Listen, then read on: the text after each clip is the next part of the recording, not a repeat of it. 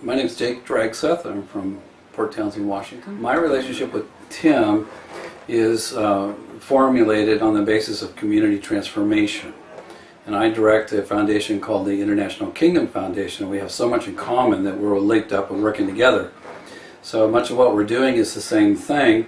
So we've been able to key off of Tim's teachings and directions and ministry momentum to help fill in and do some of the things that we envision doing also, and found out that we became very good friends. It has served us, I think, by helping to complete a vision, to bring a wholeness and a larger perspective of what other people are doing around the nation and in other nations, looking at various models, strategies, what did they do, what do they look like, what were their steps, what worked, what didn't work, and that really helps us to get much further down the track than maybe investing time not so wisely in other things that just don't work that well.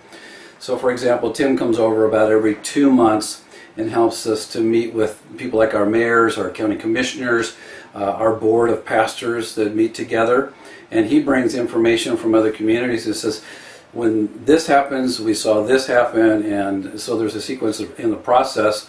And it helps our civic leaders to say, hey, you know, this is happening in other cities all around America, and so this is important for me to listen to and participate in as a Christian volunteer group.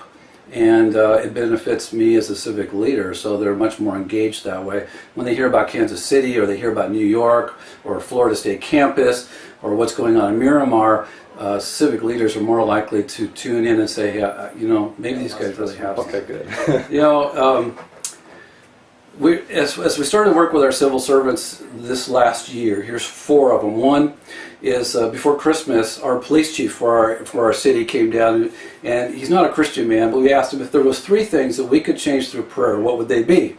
And he says, well, of course, going into the Christmas season, it would be domestic violence, it would be alcohol, and family stress, you know, because Christmas causes a lot of family economic stress, especially in a recession. So we went to prayer. And he came back the following month and he says, this is amazing. We usually have dozens of DUIs, lots of depression issues, family violence and everything. We had 1 DUI in our entire city. From prior to Christmas to after New Year's. That's after New Year's. He was just amazed. So he keeps coming back and saying, now I want you to our mayor come in, and he's not a believer. But by the time he listened to the testimonies of what's happening in our city, he said, you know what, my son's got diabetes, if you could pray for my son. So I mean, it went straight to personal for him. So we've got about 150 people praying specifically for his son to be delivered and set free from diabetes, because then we'll have his full attention. Back in March, we had our county commissioner come down, and we asked him, what would be 3 things we could pray for? And he says, number 1 would be the whooping cough epidemic up and down Washington, because we're showing the same stats. Children are dying in our state. This is serious business. And he says, I sit on the health board, so I would like you to pray. So we activated about 150 people in about 50% of our churches in our county. And then, that was the 1st of April. The paper came out at the end of April, our local paper, with with a front page news article that says 0 whooping cough as of April 16th. Now, we're talking August right now. This is August. We still have 0 cases of whooping cough. And it's still an epidemic up and down the I-5. You know what? We didn't stop praying just when we got victory. But I tell you, when the mayor read that article out of our local paper, man, he had his pen and pencil out, and he's all in. And those kinds of testimonies are measurable and exciting, and they're real answers to prayer. So we're getting pretty excited. Why should people consider joining Kingdom League? I would go to Matthew 24:14, because Jesus really sets a precedent. He sets a prophecy in place that the message of the kingdom would be resurfacing in the end times just prior to his return. It is. And there's a huge shift, and it's global. And it's from an old wineskin back to really focusing on Jesus' message, Jesus' mission, and our stewardship. And for 200 years, we've been pretty much off course trying to get out of here and ignoring civic issues and ignoring our communities.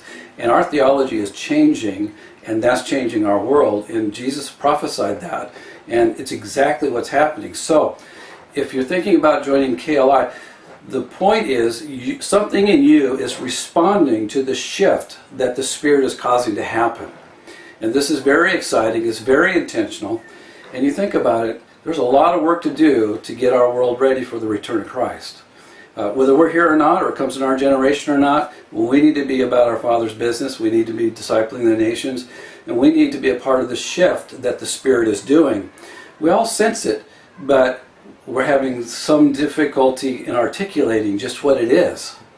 So most likely you're being led to participate with something that's progressive, very biblical, and a move of the Holy Spirit.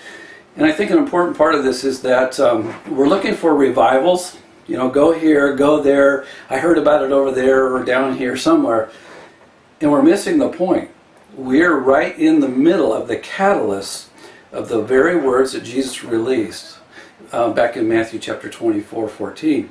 And the Spirit and the Father and the Son are excited about building the kingdom.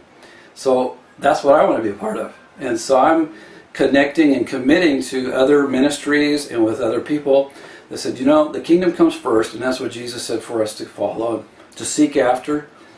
And I recognize there's a shift in my life from I used to do things a certain way, but now I sense a holy unrest, and God's on the move, and I want to be where He's moving. So that's where the blessing is. I want to get blessed.